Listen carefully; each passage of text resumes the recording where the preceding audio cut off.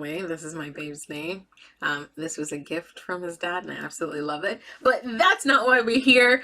Well, beautiful people. So today, I actually want to share something very important when it comes to your business, especially if you are a new business owner, and it's how to name your business.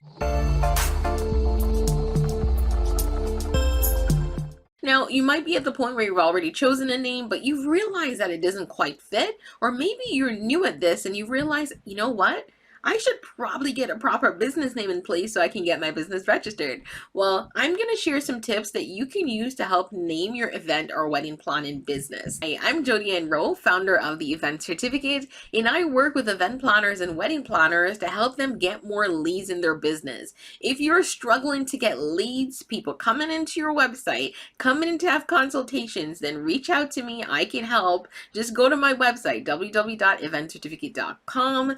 Hit that contact and set up a time to call with me, right? And we can hop on the call and I can go over your business and give you all the tips you need to get those leads flowing. Today, what I really want to share is 4 tips that can help you to name your business and name your business correctly so you're not redoing this process every couple of years. Now, choosing a business name is kind of important, especially when you're in an industry where you want to be found and you want people to see your business name and know what you're about. That's important. I've met way too many business owners where I see their business name and when I look at it, I'm wondering what they do. I have to be asking them, what area are you working with? Who do you serve? Like, it's not clear. So for example, I met a business owner once and their business was actually just called like J&J Planning and J&J. And I'm like, what exactly is that? Is that event planning? Is that wedding planning? Now, here's the thing. Now, yes, I know that planning might be in what you do, but you got to be careful because there are also other industries that use planning in their name, right? So you want to be a little bit more specific. So I'm going to drop 4 tips that you can use when you're naming your business. And what I usually recommend you start with is just doing an idea dump. So these steps are just going to help you to do the idea dump and then work out what's the best name for you. The first step number 1, is you want to choose something within your niche. So think about the niche that you're in. Are you in wedding planning? Are you an event designer? Is there something specific you do? Maybe all you do is rentals. Maybe all you do is linens. You rent linens, right? Think about all of that. Write them all down. Put them out on a piece of paper, or if you're using a digital document, go ahead and do that. Just list everything that comes to mind. Also want to think about what your customers might be coming to you for. So are your customers just coming to you for day of coordination? Write that down. Maybe your focus, your niche is just day of coordination. Write it all down so that you can see it on paper. You can get a better idea of what you should be moving towards when you're naming your business. Step number 2 is actually to do some research.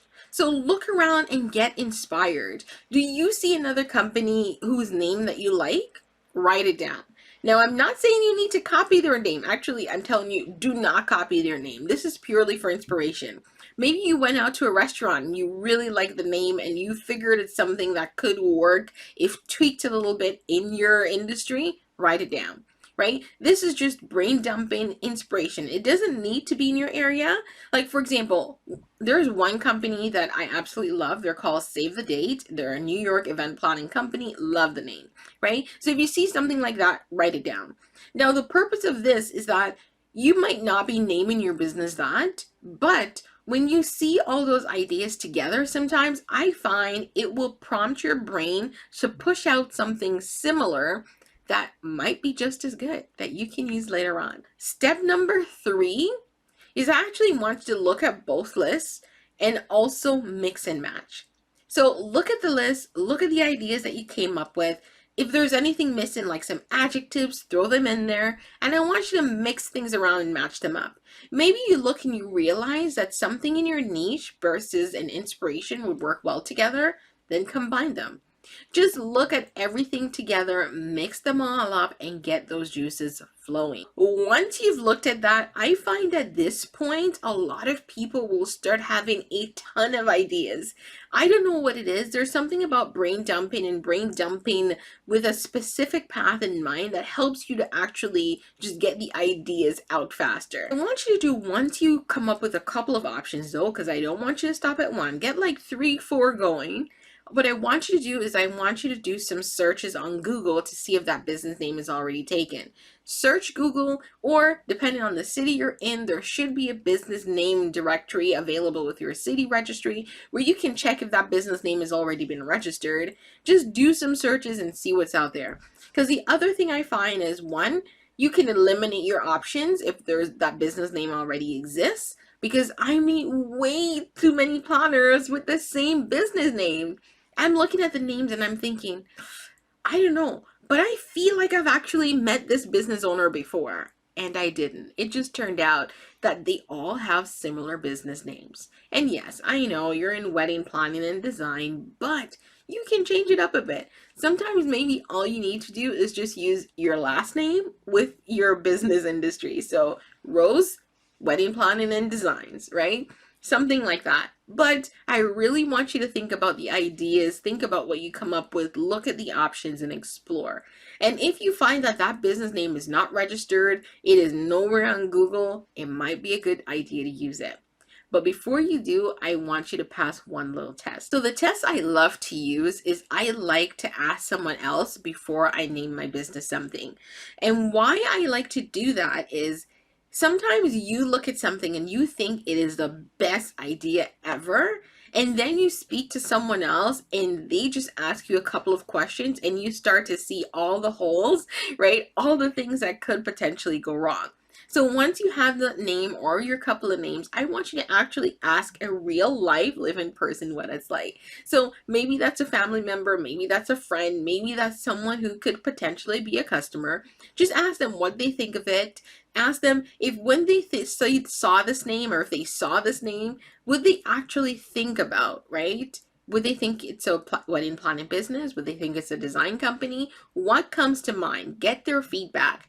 Because once you pass that phase, if your name actually made it through that test, you have a pretty good business name. Now, I'm going to pop a video for you that you can watch after this, where I'm going to be talking about how you can also use a similar tactic to find a domain name for your website for your business.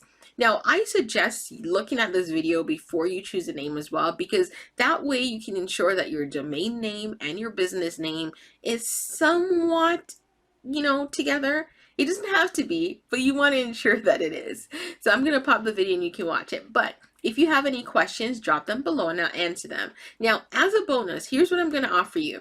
I'm actually going to give you a business name and worksheet that can help you to go through the process I just explained much faster. So the worksheet will take you step by step through coming up with ideas, and then it's going to help you to eliminate the options at the end.